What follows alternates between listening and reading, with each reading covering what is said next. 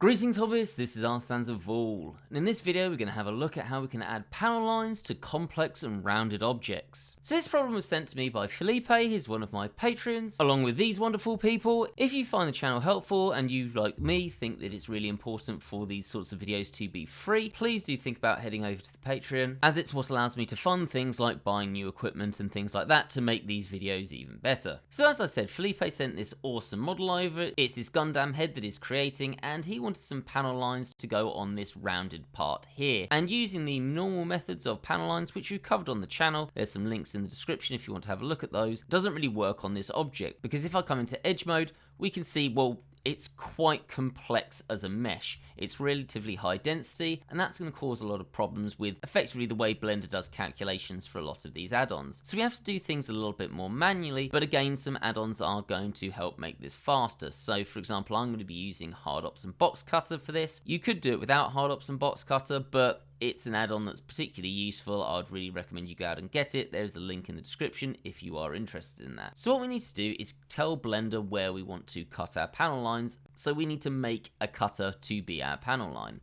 So the easiest way that I've found of doing this is going into, let's say, edge mode, and the first thing I want to do is make this easier to select everything. So I'm going to go to select, and then I'm going to select sharp edges. Actually, let's / to isolate that. And then we need to double check all of these are selected. So for example, I actually want to shift select and then control click there to add one there, and then there to there. And I think that's going to be all of our sharp edges. And then I need to go to edge and then mark seam. And that's going to turn this for me red. Oh, and stupidly, I'd left one of these selected. So let's just edge and then clear the seam there. Otherwise that's going to cause us some problems. And what this allows us to do is if I go into face mode, now I can just click off so that nothing's selected, and then hold over the area that I want selected, press L, and we've selected all of this chunk of the mesh. Now if this doesn't work for you, you should have a little box down here. Click that and then make sure seam is selected. So we want these panel lines going, or effectively down here and then across there. So I want to select there, so I'm going to L there, and then there and there. And these are where we're going to want our panel lines. And we're going to need to create a separate object for this. So I'm going to use Hard Ops, press Q, and then I'm going to hold down shift and click on curve extract, and that's going to start making a plate. And if I move my mouse either left or right, I can make that go either into or outside of our mesh. Now at this point this gets a little bit difficult to see when you go inside, so I like to press 2, which means that now it's going inside and outside equally. You can sort of see that at the back here, and that means that I can judge how deep this panel line is going to be. So I want it to be about that deep, I reckon, so I'm going to click there. Now that's created what we're going to use to make our panel lines, and there's going to be some problems with this, or some bits that aren't looking fantastic. If I just isolate this bit individually, you can see we've got this slight overlap here, which isn't great, so we've got some little bits that we'll need to work on, but that's fine, we can do that as we go, and that's probably the biggest part of the process that you're interested in, just to make sure this works. Now this has also got this boolean being cut out of it. We don't need that, so I'm going to come over here, get rid of that boolean in my modifier stack. And the other thing that I want to do is check that here we've got this even thickness clicked on. If you notice just here, if we don't have that on, it sort of makes a little bit of a nasty effect on some of those corners, especially sharper corners. So we want that to be on. The other thing that I'd suggest you do is this,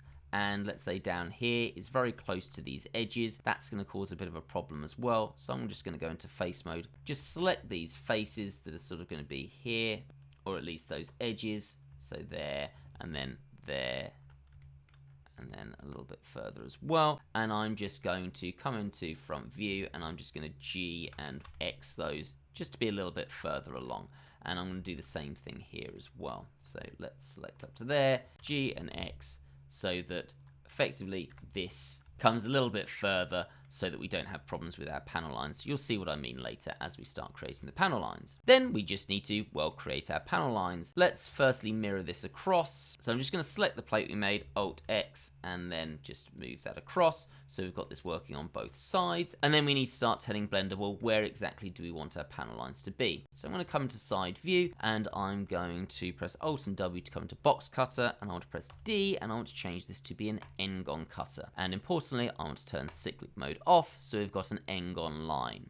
From this point on, well, we just say where we want our panels to be. So I think somewhere down here, and then maybe something coming back would be really cool. So let's do just that. I'm going to hold control so it doesn't snap, and then let's say there, and then I'm going to press T so that I can change the thickness of this panel line. I want, yeah, probably about there, nothing too big. Click again, and then I just need to drag this back across our object. And you'll notice the mirror's doing exactly the same thing over there, so we've got that sorted. But we don't want to have this cut out, we want to be creating what's going to be our panel line cutter. So all I'm going to do is press X, and that changes this into a slice mode, and then X one more time, and we've now got our intersect mode, and you can see that's created our cutter for us. And that's us done, so click, and we've got our panel line, or what's going to be our panel line cutter. Now, if we want to add to this, and this would be the stage to do it, all we need to do is D again, and we need to turn this into a join function. But importantly, we're not joining this to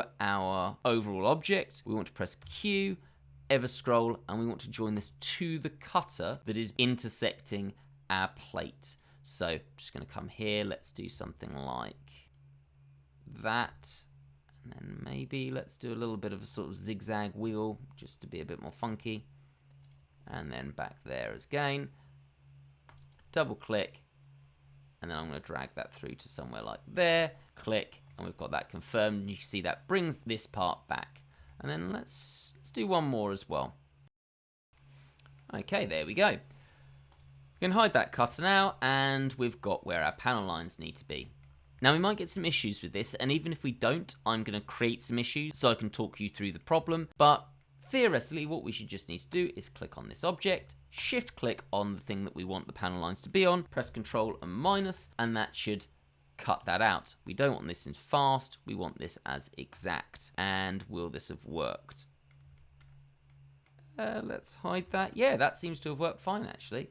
So we've got that working straight off. I'm going to create some problems now just so that I can show you what this should look like and how to fix it. So let's just Q and ever scroll this. And in fact, actually, let's just undo this so that we can talk through these problems in a way that's a bit more easy to see. So if I just isolate this, what you will sometimes find happen on these corners here, if they're a bit tighter than this, is you get an overlap. I'm just going to generate that now so that we can see what's going to happen. Oops, we do need to apply these. So let's apply all, and then we can go into edge mode. So what you'll sometimes find will happen is that you end up with something that's going to look like this. So it looks fine on the outside, but when you go into vertex mode and shift and Z to look in X-ray mode, you'll notice that you've got these bits going further inside the mesh, and they are effectively going to cut it. Now, actually, I've made this a little bit better than it would be. A lot of the time, this will actually be exactly like that, and it will cause a lot of problems. So, for example, you can see that here, and this is going to not cut effectively.